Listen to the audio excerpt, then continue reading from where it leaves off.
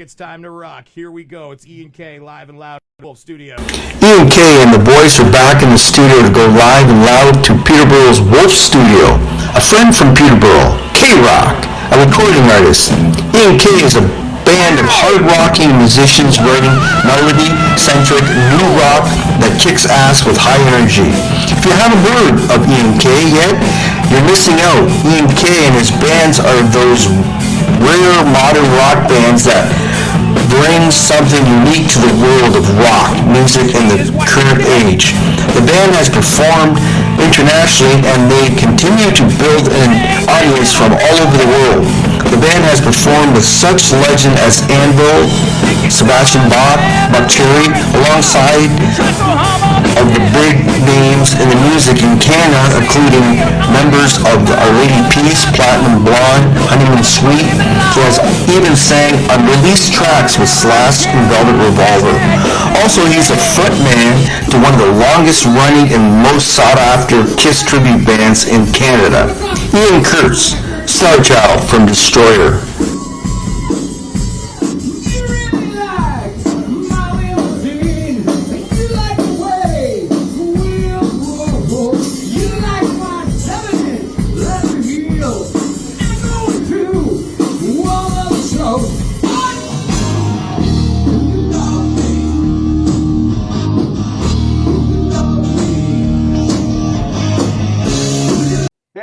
How you doing? Welcome to the show. How's your Rocktober going?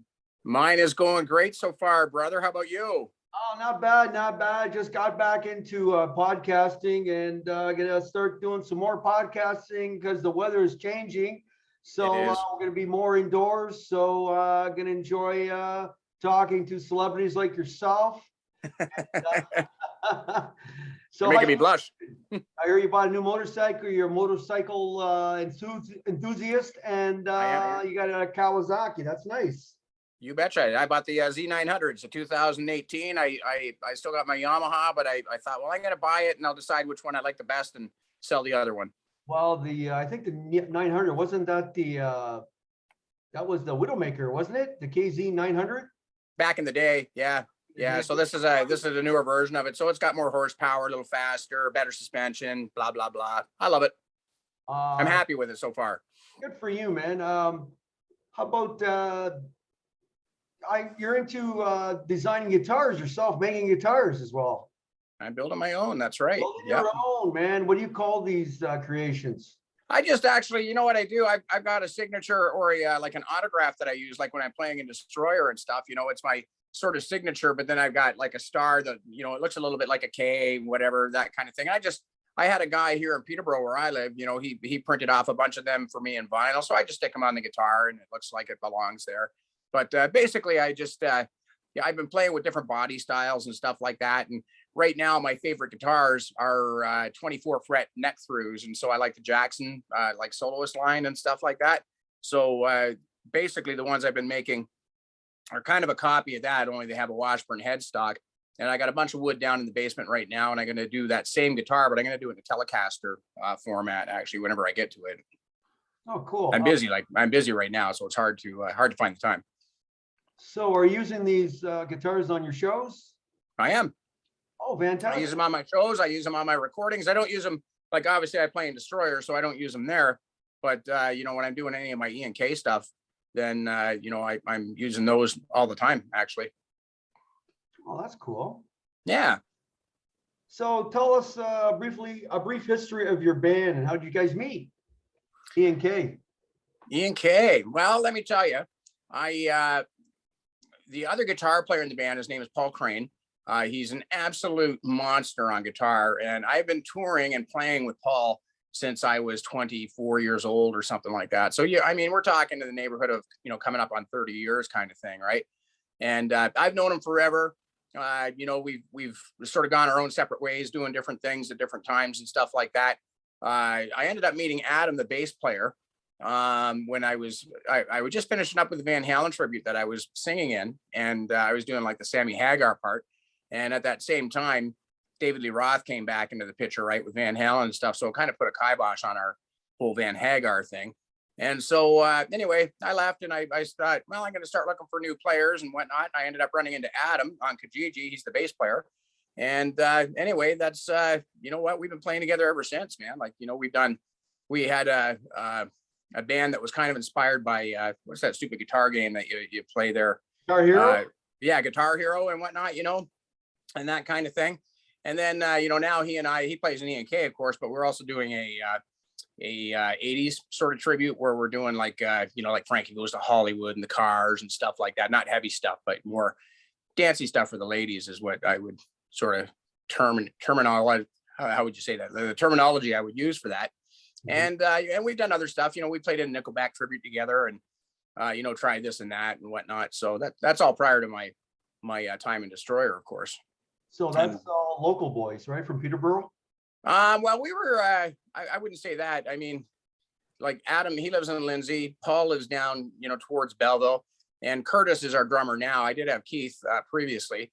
You know, everybody has stuff going on in their life and Keith couldn't really play anymore. We had been utilizing Curtis in the MIA band in the 80s project. And so I thought, well, he'd be, you know, he's pretty loud. So he'd be a good fit. And he's a great dude. He's a great player. You know, low maintenance guy, not a lot of, you know, hurt feelings going on or none of that nonsense that you can get when you're in a band and whatever. And we all just jive pretty good. So we've actually we got a show coming up on Saturday in Brampton at Spot One. And we've had a couple of nights together where we've had the chance to play. And I mean, Christ, man, it's been 2 years since we've been able to do anything as a whole band, right? Like Adam in the band, you know, he's the lucky recipient of a new liver, right? He had a liver transplant there a little while ago. And yeah, Paul, you know, Paul had to go with cancer and whatnot. So with all the stuff that's going on, you know, we just have to be extra careful, right? Right. Yeah. So what's your song process when writing, and who's your biggest influences when writing these songs? Is it as a group thing, or is it you or everybody? No, I write it. And usually what happens is I end up down in my room on a guitar and, you know, I just get noodling, playing leads and trying to warm up and stuff like that. And then what'll happen is I'll sort of stumble across a riff. This is how it happens most of the time, at least. And I'll be like, oh, hey, that's pretty cool and whatnot. And then I'll just build that riff from there, you know. And if I really like it, I'll either, you know, play it and capture it on my phone, count it in and capture it so I know how fast it is and what the time key looks like and stuff like that. Or I might actually just, because usually I'm doing this in my studio anyway, I might just actually set up a click track and go and start recording it right away. And typically what I do is I write a verse and a chorus, or a verse and a pre-chorus and a chorus or something like that. And I try and assemble it in a way that makes sense, like a song. And then maybe I might think, oh, it'd be cool to put a shot in here or some kind of accent or something like that. And I'll try and write lyrics for it as well. And for me, lyrics is really the most important part. You know, it's the melody that really carries a song. So you can be the best guitar player in the world, but, you know, if you don't have lyrics that really, you know, that really catch your attention, then your song sucks anyways. And the voice to match, right? Well, thank you for that. So then what I typically do next is I mix it down into a track with a click, and then I send it off to the drummer, and then he'll write his parts to it, and he's sort of got a creative license to it, sort of subject to my approval kind of thing, right? And but typically we think fairly alike. And you know, I've never really had to go back and say, hey, could you change this, or hey, could you change that? And once we've got the drum part, then I send it off for bass guitar. And if I'm going to get Paul to play some leads on it or something, then I'll send it to him and he can write a lead. He writes really, really tasty melodic leads. So, you know, he's pretty awesome at that. And, you know, then everybody sends me their parts electronically. And then I mix them in my studio downstairs. I master them in my studio downstairs, and, you know, off they go. Cool. What kind of thing are you using? Are you using Acid Pro? What kind of program? I'm using Cubase Pro. Cubase? Yeah. And the latest for Cubase 11 Pro or 11.5 Pro, whatever the heck it is. I think it's still 11. But, you know, I was actually using a bunch of pirated stuff so many years ago. And it just occurred to me that, you know, if I'm going to have songs out there, like some of my stuff's been on the radio, it's been on internet radio and stuff like that. And I just didn't ever want to run into a place where, you know, I was going to have some kind of a legal issue because of what I recorded on. I don't even know if that's possible. But anyway, you know, for the money, it seemed like good insurance, right? So I ended up paying for the program, and I mean, you're supposed to get support with it. I'm not sure that you really do, but you know how it goes. What got you in the music industry, and who inspired you to make the music the most? Like, was it somebody in the neighborhood or your dad or? No, just you know what, man, I've been playing guitar since I was 9. I took a bit of a breather there for 4 or so years. I was drumming and you know, playing drums and what they call drum corps, like a marching band type of arrangement or whatever. So I spent 4 years doing that, and although I don't really remember playing much guitar back then or anything, you know, my friends from that era, I mean, I'm talking back in 1981 and 82, and my friends from back in that era still seem to remember that I was crazy about guitar, although I don't remember it that way. In 84, I quit doing that, and I left. You know, I'm in high school at this time, but I've been at a buddy's place, and you know, we were listening to some Aerosmith or something, and I had nearly figured out how to play Walk This Way, and I thought, you know what, man, I'm going to be a guitar player. And so, you know, so that's what I did, right? And anyway, you know, the rest is history. I spent, you know, 20 years, 25 years just sucking, and then, you know, now all of a sudden, I mean, I don't think I'm super great or anything like that, but I definitely, you know, I think I don't suck anymore, at least. So Which advice would you have for someone writing or starting a singing or starting a band? Starting a band? Yeah, Well, writing or singing or what have you. What advice would you give? yeah, that's interesting too. I guess it depends on the level that you want to be at. I mean, you know, some guys just put a band together to have fun. Other guys put a band together because they want to go out and play their local club or something like that. For me, I found that you need to break away from the same old mistakes you make all the time. And, you know, an example of that would be, you know, we got a bunch of guys in this city here where I live in Peterborough, where, you know, you'd play with them time and again and time and again. Well, the old problems that you have, even if you take a break, those old problems always come back, right? And so what I found was that I had to move away, not move physically, but I had to move my music away from Peterborough, at least in the cover scene, to be able to access people like Mo and Mike and whatnot. So I had to go to Windsor. We got a drummer in Gatineau, Quebec. I mean, you know, like, so our band is from all over the place. And the way it plays out is everybody does their homework and you bring it to the stage and we don't have to rehearse, right? That's just how it goes. And so for E&K, it's very much the same as that. You know, I've got guys from Belleville, Oshawa, Lindsay, and, you know, and that's just what we do, man. You know, everybody brings it. We have had a couple of rehearsals, but, you know, everybody learns their stuff. They bring it. We don't have to spend, you know, a year in the basement or any of that nonsense. We just go and, you know, work on what we need to work on and get it done. So, but my advice would be, if you're going to try and get something together and you have the people, you know, who are like-minded and willing to do it, make sure you're doing stuff that you can do. You know, like I find some people have a tendency to, you know, maybe want to be able to play really fast on guitar or something like that, but can't quite pull it off. You know what I mean? But you're probably really good at going slow and you're going to sound like a champ when you do it. So, you know, you really should highlight what you're good at and work on what you're not so good at, and recognize the difference between the two. Oh, words of wisdom. Thank you.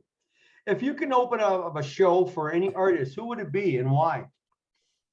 Good one. Hey, you Geez. some big, very talented musicians I seen on your. Yeah, no, we've already played with Anvil. You know, we were booked to play with Hiram Scarum. We played with Sebastian Bach. We played with Buck Cherry. To be honest with you, I'd like to do more of the same with that kind of stuff. I like to be in front of their audience, Buck Cherry and Sebastian Bach in particular. I think that their audiences are very similar to the type of audience we need. They're the same age group. They're the same musical tastes generally, right? And so, you know, anybody from that genre, I think it'd be great. Like, I'd love to play with Nickelback or Bon Jovi or Aerosmith or really any of those guys, right? Like, it'd be super awesome. For sure. Tell us about a new album in the works and what's next from there.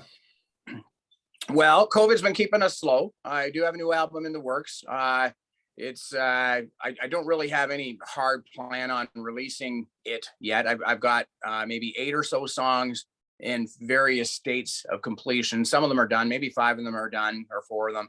I've got another 4 or 5 that are, you know, they have drums and I've got lyrics, but I've got to get down to actually mixing the stuff properly. I would like to have an album with at least 10 songs and maybe 12. So I got a couple more that I have to come up with, but I've got some ideas bouncing around, and I'll get to that. COVID has kept us, pretty slow from really getting at that stuff. And to be honest with you, I because COVID has been slow for everybody, what I've really been focusing my efforts on these days is marketing and trying to get the E&K name out to people that I think would like it. And so, I'm spending money on Facebook ads to get people driving to my webpage. I'm giving away a bunch of free music and stuff like that. You know what I mean? And so I'm picking up some people. I'm picking up, thousands of followers on Facebook and Instagram and that kind of thing. I've got a mail list, as a result of the marketing that was approaching a couple of thousand people as well. And I just trying to figure out how to make that work. So I'm kind of backing off on releasing music right now. And, I'm not even interested in being on Spotify right now, although it'd be nice to make a little bit of extra money from it or something. But, at the end of the day, Spotify is difficult. I'm with a record label, right? And I'm kind of letting my time there sort of time out a little bit. I think, that we're not really seeing eye to eye on the releasing of my music or whatever. So I just like the contract to come and go. And then when that's done, it's probably about another year and a half, but when that's done, then I can start focusing, on releasing music again, actually. And that should kind of coordinate nicely with my retirement from work and, the lessons I've learned from marketing and stuff like that. So I'm hopeful, it'll just turn into something right away. Right. What's your outlook on the record industry today and in the future? My outlook on which, sorry? Outlook on the record industry. Where do you think it's going today with the MP3s and, there's no vinyl records no more. There's no CDs anymore. Then, everything's instantaneously. If you want something, it's Spotify and Apple and this and that. Where do you think the live industry is going to go, like as far as live music? And do you think it's going to be bigger, better, or? I don't really know the answer to that. What I think of the record industry is that by and large, the record industry is in it, although they can, make or break anybody. They've got the advertising budget, which is the biggest thing, right? But at the end of the day, they're in it for them, and I mean, you can read story after story after story of, artists who just aren't getting by. Collective Soul is a great example of that. Van Halen owed their label $1 million at the end of the first tour, however many years ago that was, like 30 years or whatever. I mean, a long time ago. And, I just don't really feel like, they want the artist to succeed, because if the artist succeeds, so does the label, but really they're in it for themselves. And, I would offer up to anybody that, if you want to get on YouTube and just search for some lessons on how to do this stuff on your own, it's cheaper. You're probably far better off doing it. You might get more of a niche audience or something like that, but they're more likely to buy. And there are people out there that still do want to buy CDs and that still do want to buy vinyl, and they will pay $100 for a record, or $30 for a CD, or $20 for a shirt, or whatever like that. Those people are out there, so you really can do it on your own. You don't need to be locked into a contract with management fees and all this nonsense, right? So I guess that's what I would say about that. And as far as the live thing, who knows where that's going to go? I mean, I'm still interested in playing live. And, for me, I feel like that's where my band shines the most. But with all that's going on and the way things are in the world right now, I just really don't know what to even make of it, right? So now I'm excited to play my first show in 2 years as a complete band. We did a couple of shows with smaller, like without the other guitar player, say. But I'm excited to do that now, that's for sure. And it sounded great. So you'll be debuting it on Facebook, or will it be any production filming? I don't know about. I haven't hired anybody to shoot the night, to be honest with you. Really, right now, I'm gonna videotape it myself, just for my own critique or what have you. And I'm gonna leave it at that, I guess. I mean, down the road, I can only afford so much. I pay the guys to play for me. I'm paying for advertising. I'm paying for advertising for the event, that's coming up and stuff like that. Like, I'm not going to break even on this or anything. And really, for me to throw a couple $100 at somebody to bring a camera along and whatnot, frankly, I just can't afford it right now. And we're just happy to get back out and play. So I'll take some video with the equipment that I have here. Oh, I for might be able to get a board mix from Joe, the guy who's doing the sound, and he might be able to hook me up with that. And then maybe I can spend some time assembling video and syncing it all up, and give people an idea what it looked like and sounded like, and that sort of stuff. But really, it's been 2 years since we played, and we just want to get our stage legs. Well, this is the way for exposure, right? Get you out there and hear what you're all made out of. And Well, I hope so, man. I hope so. I hope that it's a well-attended event, or at least a reasonably attended event. I mean, the maximum number of people allowed here is 125 or something like that. So right away, it's smaller than it ever could have been. But we'll see what happens. I mean, I'm willing to play ball on it, and if I ever get this marketing thing figured out to a point where I'm actually making an income from it, well then, I won't even worry about, how many people are showing up or whatever, because I feel like as long as I just keep playing, people will show up eventually. And, what's more important for me, as a business guy, for that is that I can pay my guys to do their thing, and I don't expect them to do it for free. Right. So, yeah. And, yeah, if you have an event that's not selling out, it's difficult to pay your people. So, if I've got an alternate source of income for that, then that's how I'll do it. And then maybe I'll book something across Canada or something down the road. But so tell us some dates with Destroyer Canada. oh my God, you expect me to know them? For the new year, anyways, you got to be how many shows you got coming? Well, we're off this week because Ian K is playing, and the weekend after that, we're up at in Ottawa at Mavericks. We're in Pembroke at some place. After that, we got a private party on the weekend of November 6th. I think we're going to be in Milton December 18th, I think I read. And as far as I know, that's all we've got booked for the rest of this year.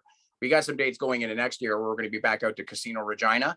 We're going to be back up north to Iroquois Falls and into Sudbury again and whatnot. We had a good time there. That's sort of how we started our summer, actually. We ended up back up there. And yeah, it turned out to be a good time. I mean, I love playing with the Destroyer boys, man. Absolutely. We got great chemistry. You've seen the band, Awesome. They're my brothers, man. They're my rock and roll brothers. I'm telling you. So Yeah. They're good friends of mine and great people. Put on a fantastic show. Just like the real McCoy. They sound like them, look like them. You guys do a great job, man. Thanks, man. We get that a lot, actually. But I mean, you of all people, how hard we work at it. I mean, we play almost every weekend. And I mean, things are a little different this year because we're just coming back from COVID, but it's not uncommon for us to do 50 or 60 shows a year. And, and we're all working full time too. Right. So, right. Yeah. So any last words, K-Rock? K-Rock, I named you K-Rock, Ian K from K-Rock. I wrote a song about you too. Well, listen, if you don't mind me plugging myself a little bit. So you can check me out, www.ian-k.com. That's IAN-k.com. If you go there, you'll see that there's a sign-up box where you can drop in your email address. Drop it in. I'm going to send you a bunch of free music over the course of a week or so. You'll get like a new song a day and that kind of thing. And check it out. Share it with your friends. Ian K is on YouTube. I've got videos for Never Let Me Go. I've got videos for You Make Everything, for Your Hero, for Time. And there will be more of that stuff coming up too. But anyway, yeah, you know what? Go check it out. Spread the word. Share it with your friends. I mean, it's a little stuff like that that really helps out guys who are my spot who don't have the marketing budget of a major label. So fantastic.